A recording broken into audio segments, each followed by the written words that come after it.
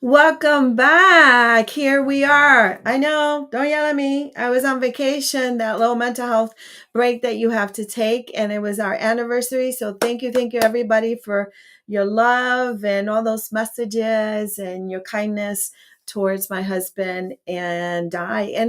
The anniversary is about our family as well. Being able to love one another and be together. I still like him and I love him after 25 years. Wanted to share with you guys a couple of things. We know, and if you know me, it's all about mental health. And I know that many of you go, "Oh, Lily, are you going to talk politics?" Yes. We have politics in our homes, we have politics in our neighborhoods. And remember, if you don't vote, somebody's still going to represent you. There will always be somebody to represent you. May you like them or not. Wanted to remind you also that our friend, colleague who's demonstrated through history at City Council is running for the primaries with Lalis Bermudez. She's in New Haven. You don't live in New Haven. And you're thinking to yourself, what the heck do I care about New Haven? Every time we place a good person across the state, across the nation, we are better off. So we are really focusing on those who care about mental health, those who care about housing, those who care for our brothers and sisters who are unsheltered, those who care and are passionate. I also want to thank the Lieutenant Governor, who was the only politician in history, and I've been approaching a lot of politicians in history who said, let's talk about the unsheltered folks that we have there. And remember, this is about economy.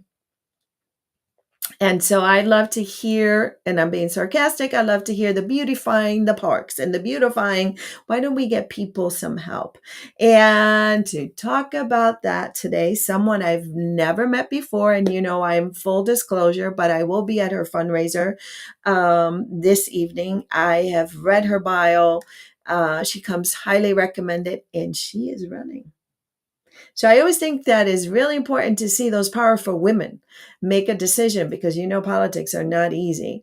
So don't let the smoke mirrors and stuff like that. She also habla español. So here we are again.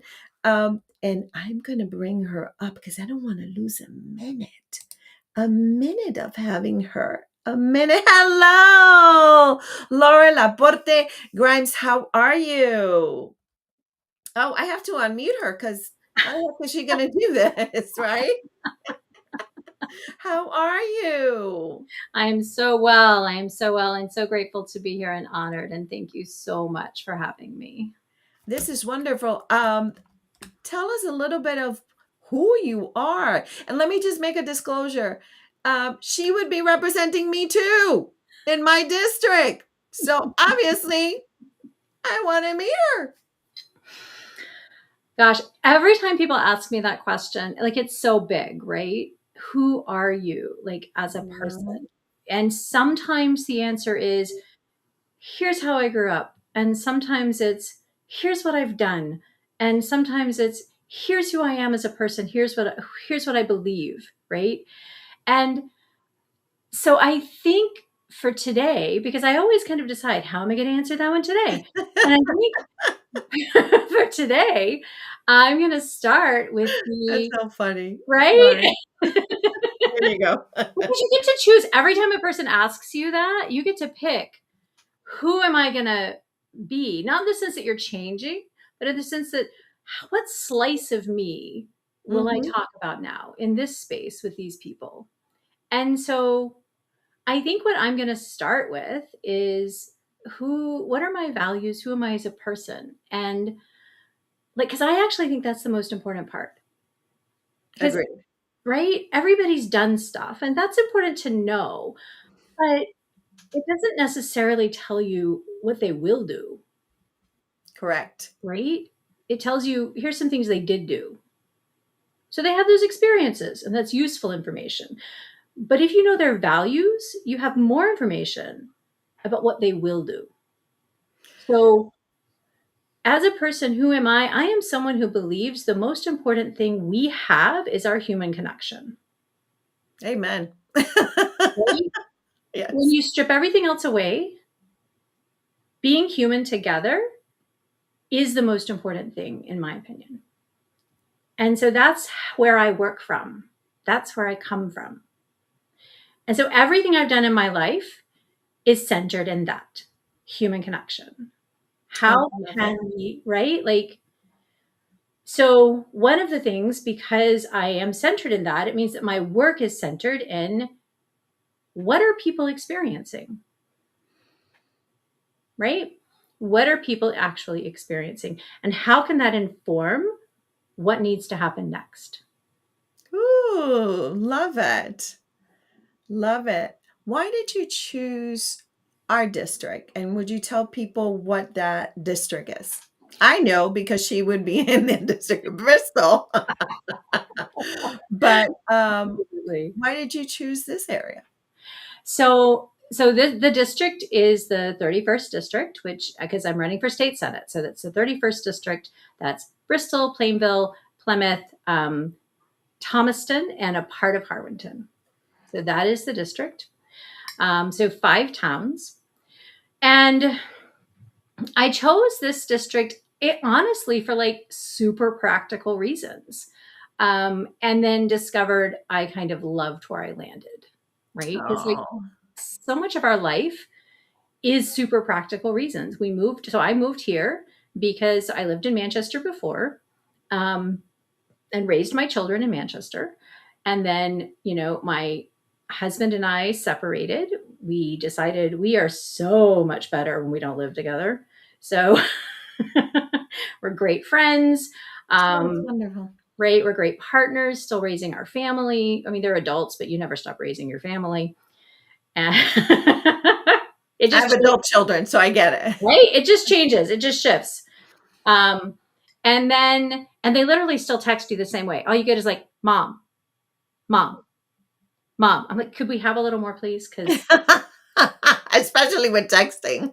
right, I'm like, is this a adrenaline should spike moment, or is this a I forgot my password to something moment? Like, what are we doing here? Can you cash at me $20? Because now I figured out that I don't have it in my account. It's a different account, but I never told you about that. Yeah, exactly. So, so my current partner, he works in Burlington, and so I work remotely. And so we were like, let's move to a space where he can still get to work easily and I can be anywhere. And I loved the idea of Bristol because first of all, it's way I mean, rents are crazy. Like crazy. And we were looking at where could we afford to live? And Bristol was one of those places we could actually afford to live, you know? Absolutely. So, and we landed in this amazingly beautiful spot where we're like on the outskirts of Rockwell Park. I can walk across the street into the woods. And then I just fell in love. I'm like, Bristol is this amazing place, you know? And honestly, Absolutely. like I'm also on the side of Bristol that's like right next to Plymouth. I'm like, this is We're so close cool. to everything. We're like, Yes, we're close to everything. yes. So yeah, so that's why I landed here. That's what the district looks like. And I'm just so grateful that this is where I landed. I've met the most amazing people. I love the vibe of the space and the town. I mean, I have a working class background, and so I just feel the roots of that here, but I also feel the shifting of like new folks moving in and the vibrancy that that all brings, and I think it's amazing. I think also Bristol offers something that it's very attractive. My husband and I have been here many years, and we have a multi generational community, and I love that. And we have a multicultural town and in our surrounding towns, and I love that as well. It's a lot of fun. It's a lot of fun to live in a place. I live closer to the boulevard, which is a nice space to walk. For those of you who don't know much about Bristol, I'm still part of the Greater Hartford area, which heart free for life. You know, let's surprise everybody. You speak Spanish. Sí, sí, hablo español. ¿De dónde viene el español? Bueno, es porque, bueno, mi marido fue de Argentina, entonces, y también yo en el colegio estaba estudiando lenguajes. Entonces yo primero estudié francés, pero cuando me casé con él, empecé a aprender español. Entonces fuimos a la Argentina también por algunas semanas y realmente fue en esa época cuando estábamos ahí que realmente empecé a entender un poco más y hablar un poco más. Entonces yo sé que mi español no es perfecto. Yo Yo creo hago, que el de nadie es perfecto. Estoy convencida que el de nadie es perfecto. bueno, eso también, pero por lo menos puedo entender la mayoría que de lo que las personas dicen y por lo menos puedo decir más o menos lo que quiero decir. Es sumamente importante porque algunos de nosotros preferimos, a pesar de que Mm, hablamos el inglés, sí, preferimos hablar en nuestra lengua nativa. So I bueno, just wanted to surprise you guys with that blessing that we get with her. Um, I am really concerned, and we've just heard our attorney general suing, the Trump administration due to the fact of mental health. So it's not about that, but it is about mental health. I always tell people that politics have such a vital participation when it comes down to mental health. Where do you stand on that? I think I I think we have ignored for too long the importance of mental health. And I think that it is so crucial to understand that, you know, when you have the flu, you need to take care of yourself. If you don't, you're going to get worse. It might turn into pneumonia. You might wind up in the hospital. Things could be bad, right? Mhm. I mean, you need to take care of yourself. And everybody kind of gets that, right? I mean, yeah, okay, some of us are like, I'm sick, I'm going to work anyway. But like, I think we have learned that perhaps it's not the best idea, right? That was my younger version. Oh, mine too. And now I'm like, I'm sick. Nope, nope. Because I'm so busy the rest of the time. I'm like, I am going to take this moment to just not, right? Mhm. But with Mhm. mental health, when someone has a mental health challenge, whether like not only does the outside world not see and respect and appreciate that this is something that needs to be attended to, we ourselves don't. We dismiss it and we say, no, no, it's just I'm a little stressed. And then it gets worse and worse. Especially women. We can come up with an excuse for anything. For anything. We're like, I have all these things to do. I have all these people to take care of. We're at the bottom of the list. Mhm. We're always at the bottom of the list. And the problem with that is that we are ignoring our own humanity. And we are then, because we always need a practical reason, because we're women, we are not able to care for the people we want to in the way we want to. We're not able to show up in our lives the way that we deserve to show up and the way that our people deserve for us to show up. I think it's crucial. I think mental health, absolutely, we need to have supports in place so that we all start to recognize the importance of taking care of our mental health. It's crucial. I have a brain injury. I spent 4 years, and I remind this to everybody struggling with my mental health because they had no idea what was going on with me at 42. So it is vital for me. I didn't know the things that probably I should have. It's become a huge part of, I've been one of the blessed ones who learn how to do quality of care and all of that kind of stuff, but not everybody has insurance. So here I go back to politics. Listen to this. We have Rebecca Betancourt on Facebook. Rebecca, come over here on YouTube. She's amazing, writer, also a therapist, bilingual. I mean, she's all of those things. My mama is watching, so which is great. My mama's in Puerto Rico, so we have audience from different ¿Y qué places. tal? Yes. What makes you decide? I mean, politics, we all know that can be brutal, and our families are part of that platform as well. We like it or not.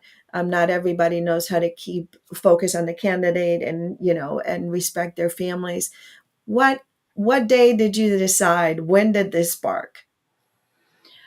Um, I mean, I think just earlier this year, it was, to be honest, I had never considered running for an office. I was always that person who was the community organizer, who was creating systems that worked for people, right? Whether in whatever sphere I was in, or plugging into systems that other people had already created to bring that knowledge and expertise into, a different zone. And so I was supporting other people who ran for office. I was involved in politics in that way. So I was familiar with the system, but I was never thinking of myself as the one who would be doing that thing. Um, so then and in coming to Bristol and kind of looking to see how can I plug in and be useful here, um, that became the answer. This is how I could plug in and be useful here. And so, listen, I'm always that person who will step up. I just always am. If a thing needs to happen, I'll be that proactive person who'll be like, okay, let's get it done. Right. And I know that the most effective way to get things done is in community, is when you're collaborating with other people. And so I saw this as an opportunity to not only run for this position, but to bring other people along with me. Let me tell you, you chose the right campaign manager because she Oh, is one, Jessie Muniz, Poland. She is one who's done several campaigns. I told her at a very early age that she was going to run, and she looked at me and did that. She's like, "You're nuts, you're crazy." And now she's also a politician herself. I love this. Rebecca Betancourt corrects me, and I love assertive people. She says, "Wow, Laura, a doctora in mental health field. Yes, I'm all in," she says. Um, I would love to hear from you. What was the conversation at home when you just because we have to at some point not to ask permission but to discuss it because you're not the only one in politics when you decide to run, right? When I do my podcast, I'm not the only one. My family and others. What was that discussion like? so I had several people I needed to have this conversation with, right? So my partner, David, he and I chatted. And like I came home from the meeting where folks had talked to me about this, and I was like, okay, I think this is a thing that I want to do. In fact, I know this is a thing I want to do. I really, really, really, really want to. Um, but I also understand it will have an impact on our life. And he was immediately supportive. In fact, he's been so supportive. He's my data management person. He's my website person. At the beginning, he was so cute. He's like, I'm not gonna get involved in the practical. I'm just gonna be here for emotional support. I'm like, I love that. Also, could you do my website? Could you drive me around when I knock on doors? Yeah, Poor guy. So, but absolutely. he truly is a tremendous support. But I also had to talk with, my ex-husband, right? I had to talk with my children.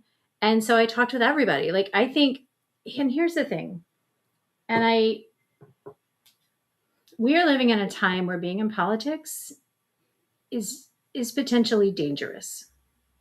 My family has certain risk factors. My husband is from Argentina. Que viva Argentina y el mate. Eso, exactamente. Y Y todas las también, telenovelas de Argentina. y también Messi. Bueno, Sí. pero. Bueno, pero sí, el mate, qué rico.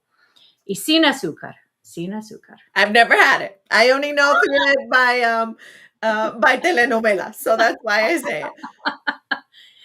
Um, so so I had to, I know, I mean, he's a citizen. We went through that whole process, you know? And I know though, that doesn't protect anybody right now. I mean, listen, that doesn't protect me when I'm work like in some of the work that doesn't protect any of us, but it truly doesn't protect someone who's more brown presenting, right? So my husband is white. He's from Argentina. He's white, but he's not. He's an immigrant. Yeah. So I knew I needed to have that conversation with him. My children, um, also I needed to make sure that they were very much on board, for similar kinds of reasons. And so they were all, yes, they were immediately supportive. Like, and here's the thing too, like when you're doing things like campaign pictures, you know, I asked them, I'm like, do you want to be a part of this? And my son was like, yeah, absolutely, I'll be there. And my daughter was like, because Not so she's not much. that person who wants to be out in the public eye. She's like, Mom, I love you and I'm glad you're doing this. And what if someone starts doxing you? I said, that's why I asked you, because you have agency. You have the right to decide how much you want to be out. And so she was like, yeah. So I was like, that's cool. That's cool, babe. So that's all about finding that balance, right? It's like, how do you make sure that your people are respected I love and that. their choices are respected? I have to say hello to Yolanda Aviles. Welcome, welcome, welcome, welcome. She's on Facebook. I invite everybody to come on to YouTube. If you, it makes it easier for me. So if you see me like that, that's what's happening. I got everybody. Dios te bendiga también, Yolanda. Let's talk a little bit about the issues that, again, this it's dangerous to run for politics right now. It is dangerous to many of us, even Puerto Ricans. We have seen the cost for many countries, even the white Americans, African Americans, anybody who presents um, a target for ICE. We've already seen this, right? So presents a target for ICE. Let me be very clear. Right. Um, and all of our communities are, concerned and angry and sad, and you know, what are the issues that drive you? What are the issues that you want to work on? And before you answer that question, I want to make it clear, and I always make this clear, that politicians don't work on their own. I get a lot of glossy stuff in the mail.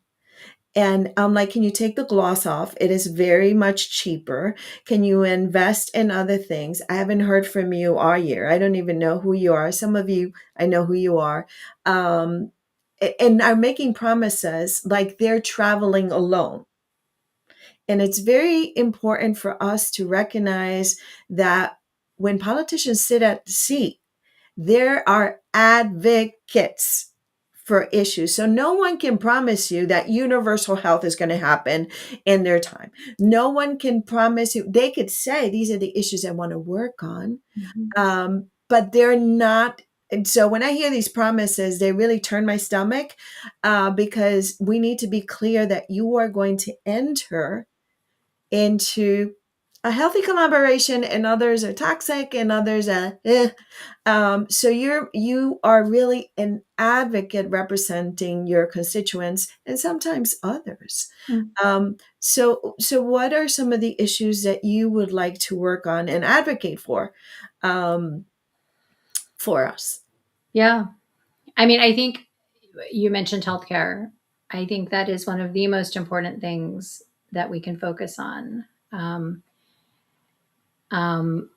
I will actually say, because you also mentioned ICE and immigration, I am incredibly glad that the state legislature just recently passed a very strong bill that provides protections and ensures that federal overreach doesn't reach into our state. You know, Yeah. it doesn't mean they're not going to try. It doesn't mean they're not going to do it, because I've literally seen them do it. Hmm. But it means that we as a state are at least saying no. Right. We're saying no. And that means that we will have processes in place, that will help that will help us make that no mean something, right? Because you can't just say no. You need processes that actually allow you a path toward ensuring that there's something to back that up. And some of the work that I've done in the community is advocating for strengthening the Trust Act. And so I was very happy to see that those protections were in place. Also, healthcare, because that's where I started. I I think that I think we overlook the importance of affordable healthcare. I think we overlook that because it has such a huge impact.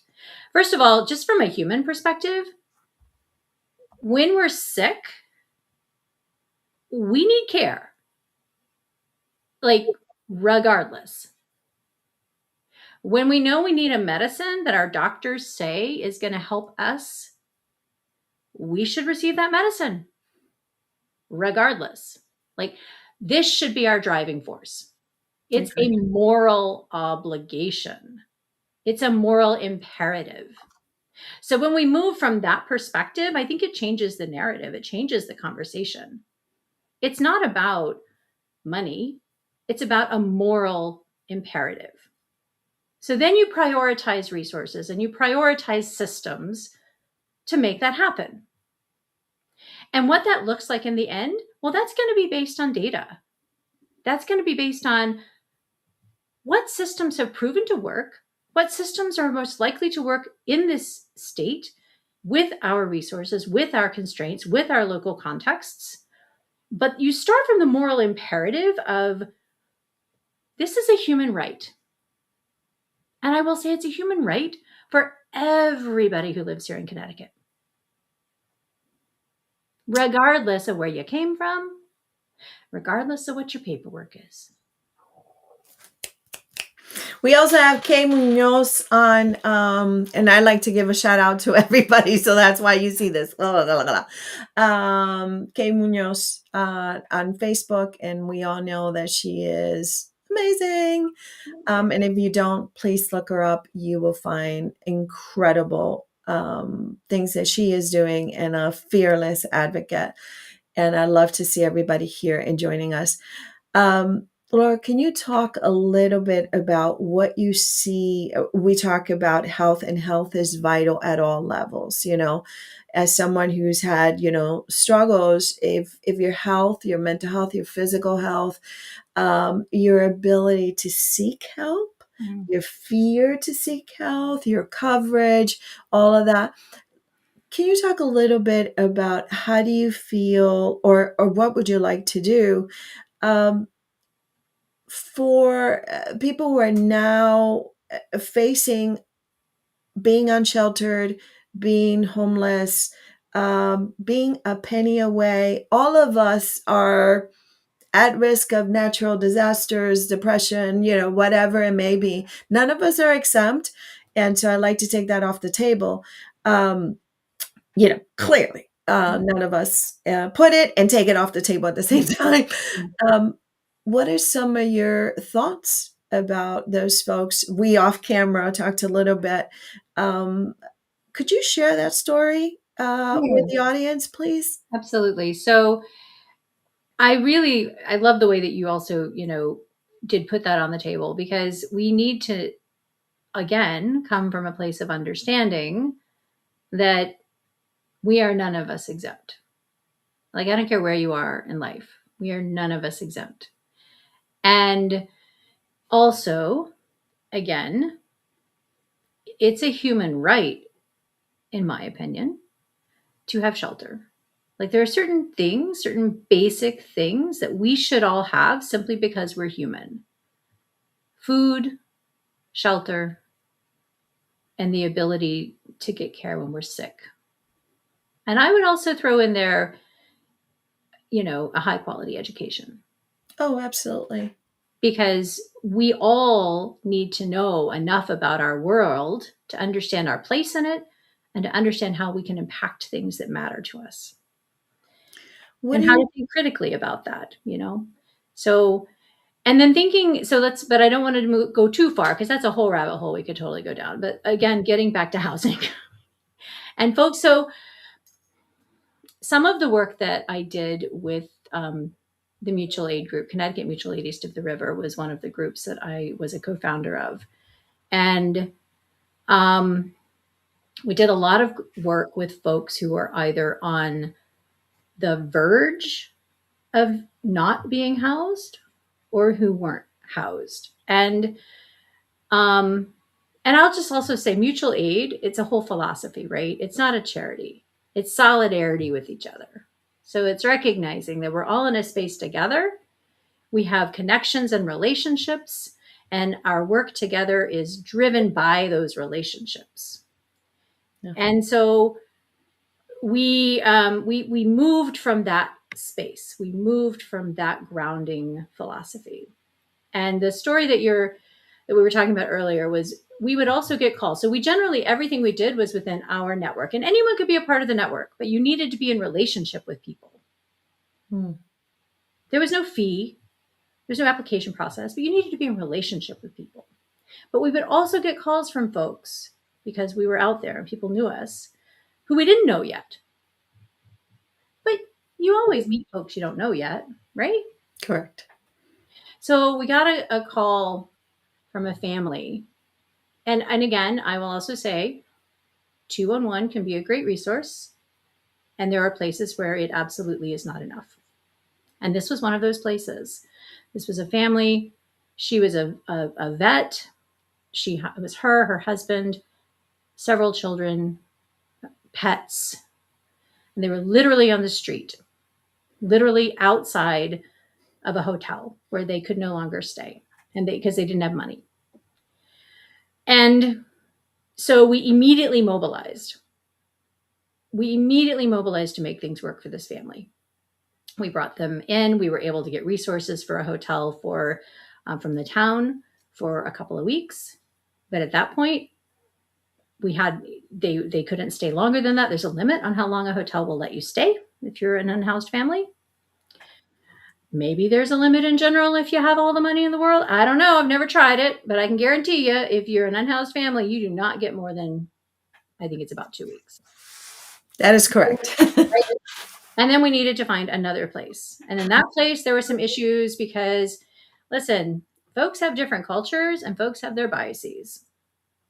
And those things can absolutely come to the fore and put people in danger and at risk. And that's what happened. And so then we needed to find another place for this family. And eventually, you know, because we were a small mutual aid network, like they were able to move into a different space that was far enough from us that we weren't able to directly support anymore. But it was a couple of months of like just making sure this family had a place to be, just making sure. And systemically, like we need a better solution. Systemically, there are things that work in other places, and we need to look at those data and bring them into this space and say, okay, in our state with our local context, how can we learn from what other people have done? Because when you have shelter, everything else is so much easier. But sometimes, because of the reasons you don't have shelter, you need additional support. Shelter isn't enough. Agreed. So Agreed.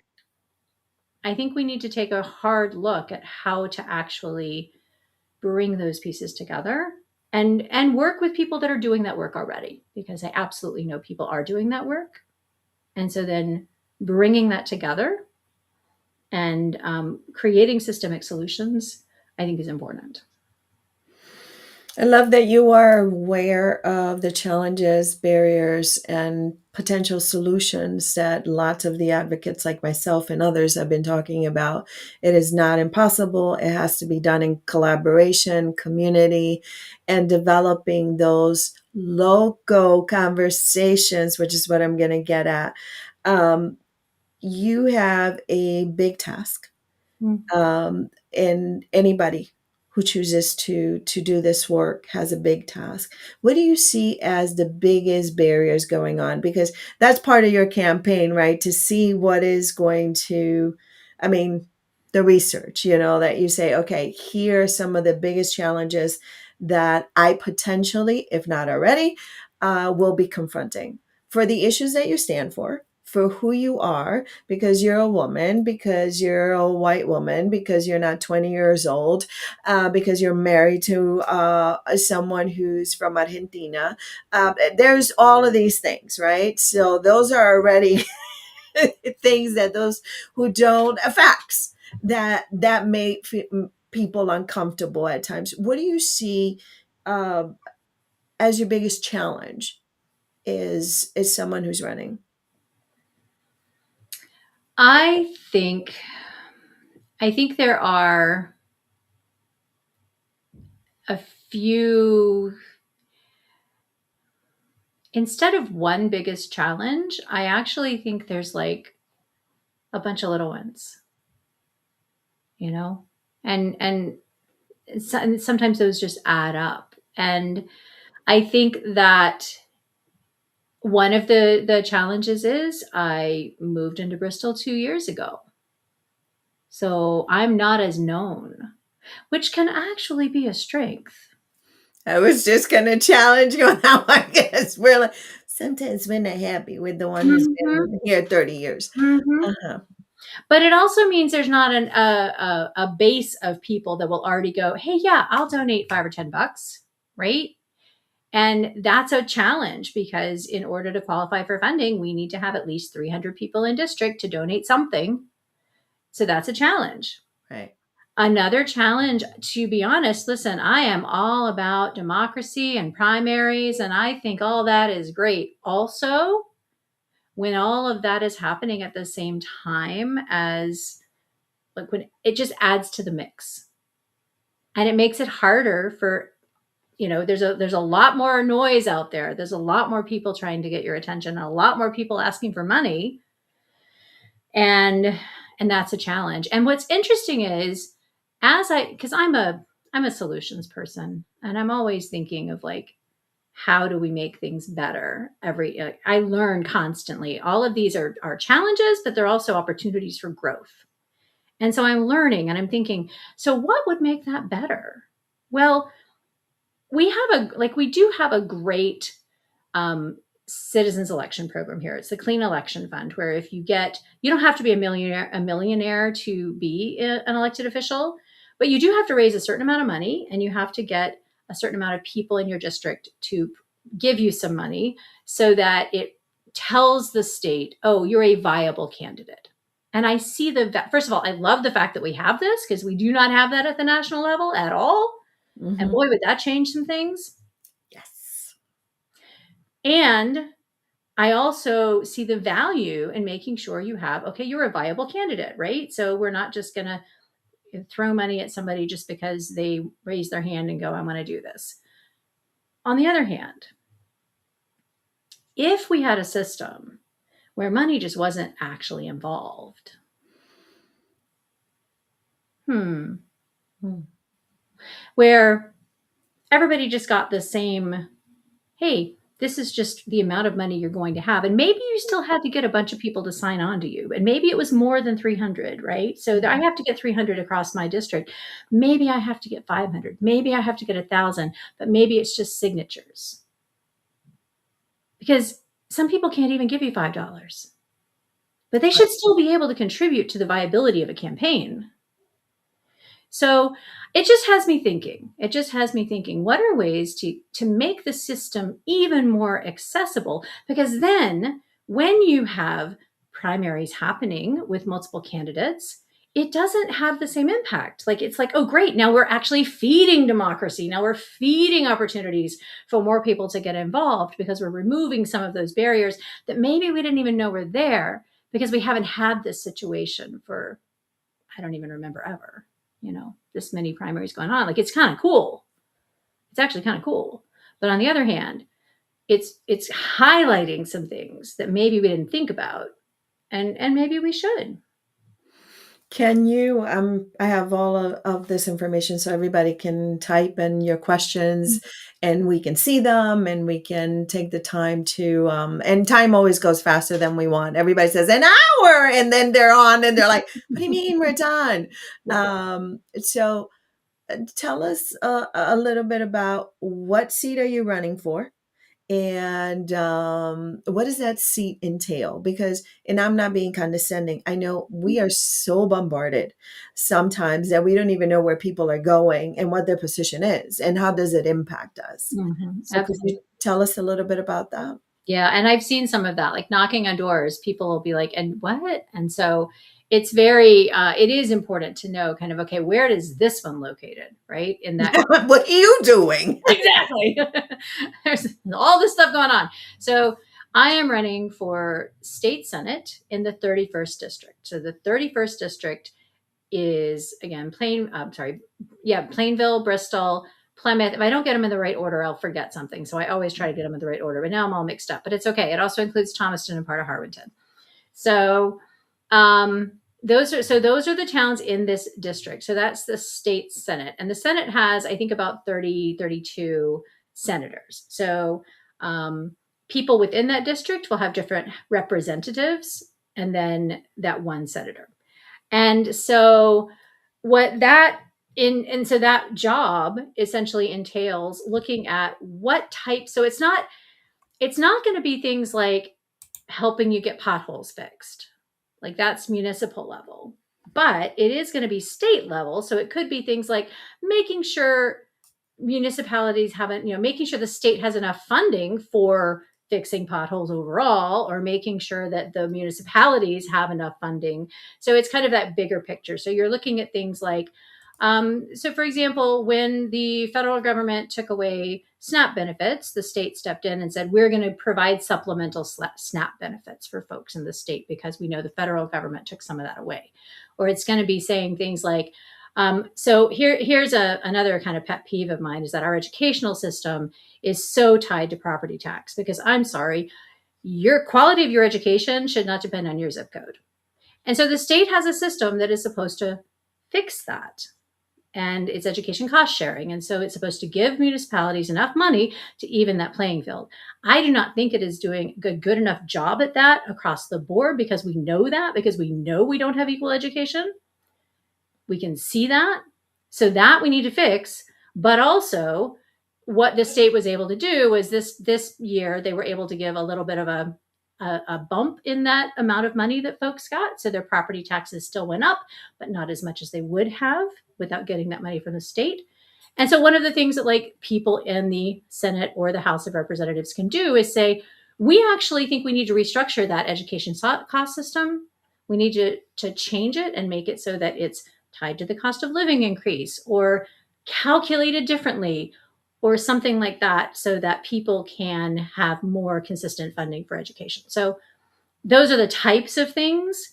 Voting for that bill to protect our communities from federal overreach from ICE, that's the level of lawmaking that happens at the Senate.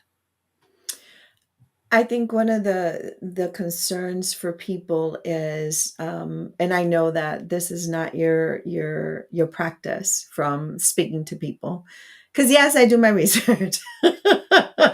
This is not one of your practices, but I think that a lot of people they're just feeling so exhausted. Because they see so many things and they hear from so many people. Here, we do not, I am not interested in promoting every candidate. What I'm interested in is having conversations for our audience to have their own questions, seek information, or go, oh, wait, I didn't know this part. Oh, I already knew that part. What makes you different than others who are running? That doesn't make them bad people. Mhm. And I assume responsibility for anything I say here on Lily Sin Barreras, anything. And that's why I decided to have my own podcast, right? So, what makes you different? What should people be looking at and going, okay, Laura's different? Mhm. You've already mentioned some of the things that I'm interested in as a voter personally, and as a community member, and as an activist and advocate, and um, but what makes you different? So, and again, I'm not casting shade at anybody else out there, No. but I'm going to tell you a story. I was knocking on doors and I was talking to someone, and as the conversation progressed, he obviously was so like he agreed with me on issues, but he was struggling. He said, I wish you the best, but you can't change anything. Mm. And I think that's a feeling of many, many, many, many, many of our brothers and sisters Mhm. out there. And I said to him, I said, here's the thing. I might not be able to change everything, but I can change something. Good answer. One person with these other people, these other 30 something people, we can change something. He said, I feel like we're the Titanic and we're sinking. He said this. He said that. Oh, I've had that feeling too. And I said, you know what? I have enough hope for the both of us. And I'm going to build a lifeboat. We can all be in the lifeboat together. We can't control everything. But here in our state, we can absolutely have a lifeboat. And it's big enough for everybody. Regardless of your party, regardless of your beliefs, regardless of who you are, I will build that lifeboat. And that's who I am. And by the time I left, I was at the point where we're at now. I'm literally knocking on doors asking for donations because the deadline is like right around the corner. And I did not think this was going to be a donation kind of result. I'm like, no, he is so struggling. And as I was leaving, I was like, look, and if you decide to contribute to the lifeboat fund, I would love that. And I also understand that's not something you can do. And he absolutely gave me $5 for the lifeboat fund before I was done. Because I bring, and I don't say this, I say this with humility, I bring hope. And it's just because I have so much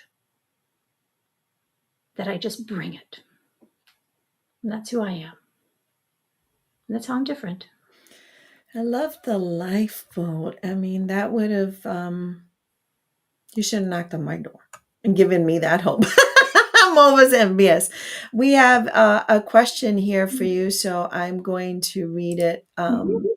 From here, and you'll be able to see it. What is one of the things that are you most passionate about changing, that you believe you're most impactful in your term? And I only share the question because I have different platforms. So Mhm. whoever's not watching on YouTube, it will get the response, but not necessarily the question. So again, what is one of the things that you are most passionate about changing, that you believe will be the most impactful? This question comes from Rebecca Betancourt. So there Yeah. you go. Like to be honest, healthcare. Absolutely. Healthcare. And I say it will be the most impactful, not just because like we actually just need to be healthy, but because it affects everything. So I used to think years ago that I was middle class, that I had achieved middle class. I'd worked up from where my family was, where we like at the end of a week, there was no food in the pantry. We had enough to get through the week. That was it. I was like, oh, I've achieved it. We have achieved it. Our family has achieved it. And then we had a high deductible insurance plan. And we had insurance. Like, I'm not even talking about people that don't have insurance, which is awful. And that has to change. But even with insurance, all of a sudden, our savings was gone and we never caught up. And then we're juggling medical bills and you're trying to decide, okay, I'm going to call this one and tell them I can't afford this and hopefully they'll lower it. And then I'm still going to be on a payment plan. But you know what? They want $100 a month and they're not getting that. They're getting 25 because I have 4 more sitting in front of me. And maybe this one's getting 10. And what that does is it's the most impactful, I think, because first of all, it lets us actually get the healthcare we need. If we don't get the healthcare we need, we die. We have to change that. And people do. And we have to change that. Also, the quality of our life sucks. And we can't be the functional human beings that we are intended to be. Also, then all of our resources go to that. So that we don't have them for other things. Also, school systems have to pay huge amounts of money for insurance for their employees. Businesses have to pay huge amounts of money for their employees. So it affects everything. It's that trickle, it starts here and it affects everything else. So if we could fix that one thing, we would fix so many other things right there, or at least work toward fixing those. And as you said before, that also includes mental health. I really believe that you can be a good advocate for that. And personally, you have my vote and my support because you will be representing me as well. Yes, And I do appreciate your transparency and not the glossy stuff that I keep getting in the mail. And because it's about money, right? All the money that we are spending. And it should be about the best candidate. And it should not be about the glossiest thing that you come with 10 things that you want to work on, which we all know.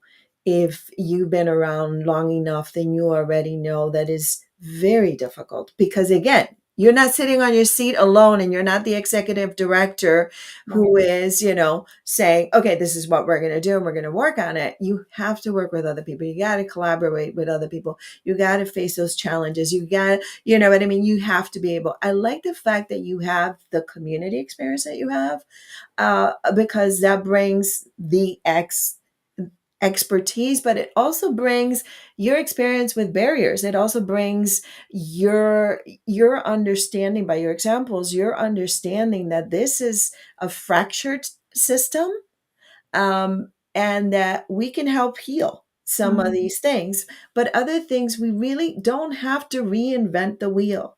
And I say this with respect. We have enough nonprofits right? across the state.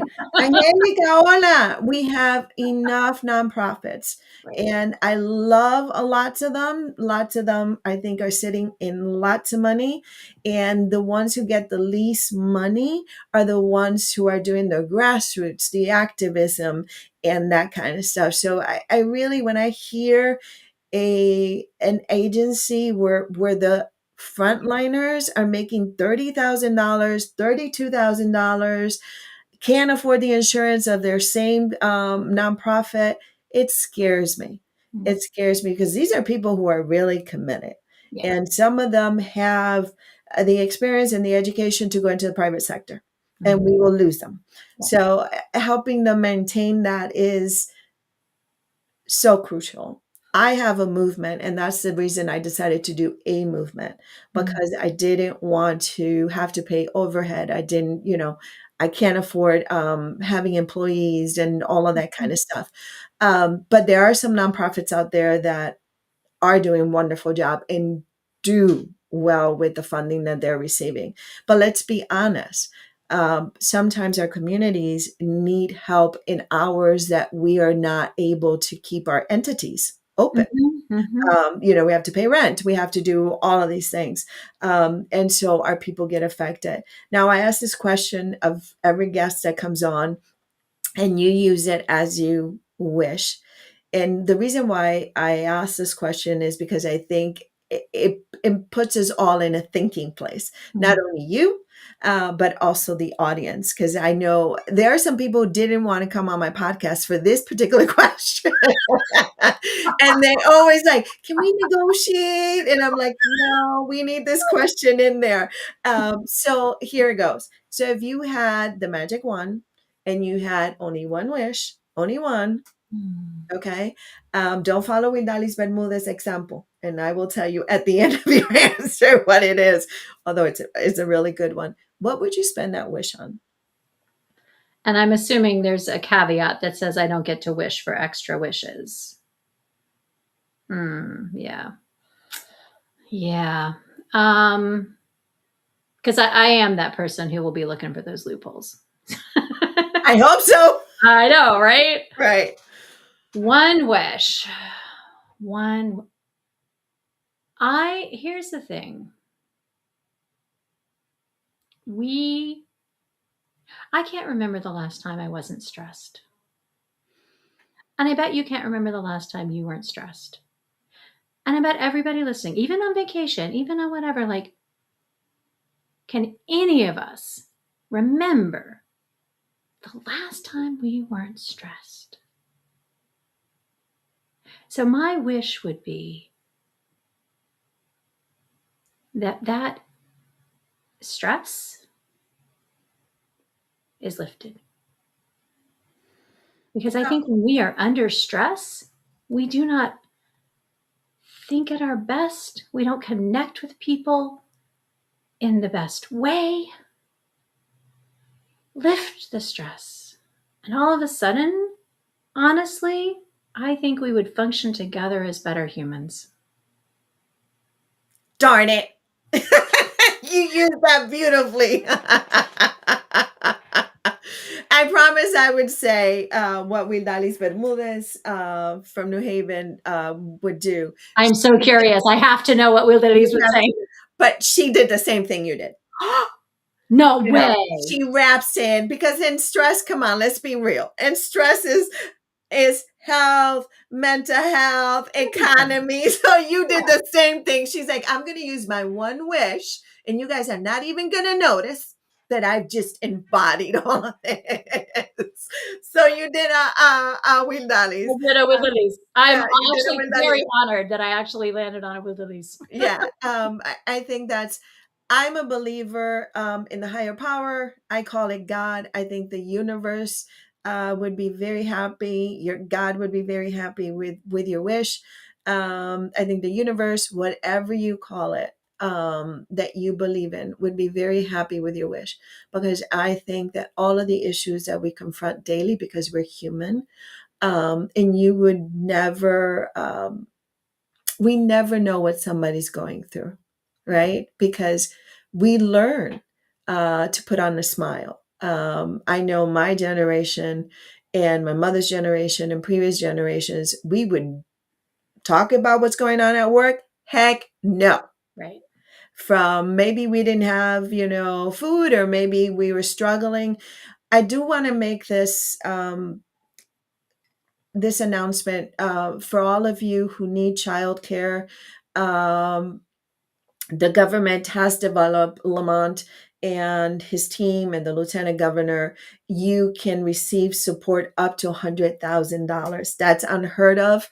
I remember spending lots and lots of money and having a part-time just so my daughter could go to after school program. Thanks to Beth Buy. If you don't know, Beth Buy is a great person to know.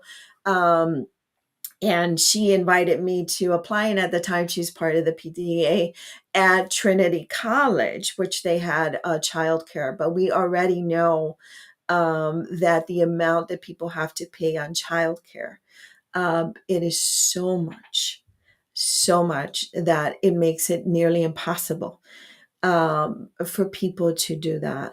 I love the example that you gave. There are so many people struggling with the amount of money that they have to pay for electricity, gas, Mhm. to keep their children warm and themselves. We have so many people who are part of the golden population, which I just joined because I'm 57. I'm 55. I'm part of the senior center in Bristol. Go, go, girl. And I say that with lots of love and pride. They received me. It was, if you have one in your town, it is free. There's a lot of activities and a lot of great stuff and a lot of wisdom. And so that's a great thing to participate if that's something you want to wish. But when I heard that, I was like, wow, what a difference it would have made for me and women and men who worked across, all kinds of jobs that didn't make Mhm. the cutoff point, which was very little. So I like that you brought all of these things to light. Because And it's like everything everywhere all at once, right? It's not just one thing. It's everything everywhere all at once. we never know what people are going through. So I always invite people to give that 10 seconds of suspend judgment, Mhm. because the energy that you're receiving sometimes is complicated, and Mhm. people need to be able to trust where they put their trust. And so some of the things that you're receiving, this static at times from people, I'm not talking about abuse, that's a whole different ball of wax. I'm talking about that energy sometimes that you go, oh my God, this person is just like so intense. Well, that means because a lot of people have not listened to them in the past. And you're saying, I'm listening to them, I'm listening to you, but it takes a little while for people to figure out what your intentions are. And are you going to call DCF? And, what are you looking for? And what are you going to discriminate me for? Because I'm Right. short, because I'm overweight, whatever. Um, so I want to invite all of you to present your questions, ask your questions. May it be to Laurel. Look her up. Mhm. And remember, if you don't live in that district, people that you care about might live in that district. Okay, like me. Um, and also, there is a multicultural district that she's going to be representing from Latinos. There is a strong Indian community. There's a strong Muslim community. We are mixed beyond mixed over here, as many of our other towns are. We are part of the greater Hartford. So a lot of people forget Mhm. Mhm. that. I am looking forward to the best, because your best will be my best, and for my grandchildren. But I do want to encourage everybody to not get so lost in the fog that they're presenting everywhere. Do not watch the news 24/7. It's not good for your mental health, No. which will affect your physical health. Remember the book, The Body Keeps a Score? It is very, very true. Okay, don't watch the news 24/7. Go for independent news. I always say that. Mhm. You'll get better quality that way, because money is not tracking all of these things. Um, and if you are a person of faith, talk in your community of faith. Talk to your neighbors. Um, Share with one another what you can. Hunger should not be something that we should be experiencing in the state of Connecticut or anywhere. Children should not be feeling bad because they don't have clothing to go to school, or shoes, or we should not have any of that going on. I truly, truly believe, Laurel, truly, truly believe that we can make these changes if we choose to. Absolutely. Maybe your neighbor, may you meet making donations, whatever you decide to do, it will make an impact. The day that we lose that, there's no politician that can make change. Yeah. Yeah. They can make destruction, but not healthy changes. So Amen. is there a message that you want to send before we close our conversation here? I just want to encourage everyone in the district and everyone who's listening that to really echoing what you said, but also echoing what's always in my heart is to connect, connect with people, connect with the things that matter. Those human connections are the most important thing that we can do. Um, and I think that I also want everyone to just know that as I move forward in this campaign and into this seat, I bring that connection with me always. Beautifully said. I do, before you go, if you don't mind, 2 more minutes, I want to acknowledge Angélica García, muchas bendiciones para ti también. Kelsey García, que nos está viendo desde Puerto Rico, buenos días. Jolie, thank you for being Jolie de Leon. Thank you for being here. She is on Kay. You know how we feel about you. You know Kay very Mhm. closely. Yolanda Avilés, my mama, Rebecca Betancourt, who, you know, is a great supporter. Rebecca Betancourt, to tell you a great story about a great person. I was going through a very difficult situation where my daughter was in critical condition. And as she was easing out to health, I joined this play for the first time, never acted before. And Rebecca Betancourt was, she's also a therapist, a woman of faith, or an author who needs to come in here and share her book with us. But she was the kindest human being Mm. with me because my mind was all over the place. Mhm. And she did so many wonderful things for me, didn't know me. So she won my heart in a moment that she probably didn't even know that I needed that. So there's angels everywhere. I believe, you can call them whatever you want. I believe that there are angels everywhere. We just got to grab onto them. And I will be so grateful to her forever, because she took her time and her energy, because she was also acting. Mm. Um, and and it was such a great experience, and it was just her loving way that she took care of me during this newness to me, if you will. I love And that. so talk about caring, right? Talk about Right? seeing each other. Yeah. So I invite all of you, you have access to this live. Laurel, do with it what you wish. I'm not going to sue anybody, and unless you know, make it yours. But feel free to share it with, no, I mean, anybody. Feel free to share with anybody. Go back to the YouTube channel. We know that 80% that go onto my YouTube channel have not subscribe. You'll get a lot of conversations with like this. You'll get me talking about my story as well. And I invite anybody who has a story that they want to share to come on. Let's talk. Let's make the space your space. Laurel, thank you so much Thank you. for coming in. I will see you tonight Yes. um, for your fundraiser, and in Yeah. my belief, And everyone's welcome to come as well and join. It's 5:30 tonight at 145 Redwood Drive. no, it's at 5:30, isn't it? Sorry, 5:30. Huh. Because I had the 145 in my brain. I said 5:45, but it's 5:30. You're right. Do not scare me. I know, I'm so sorry.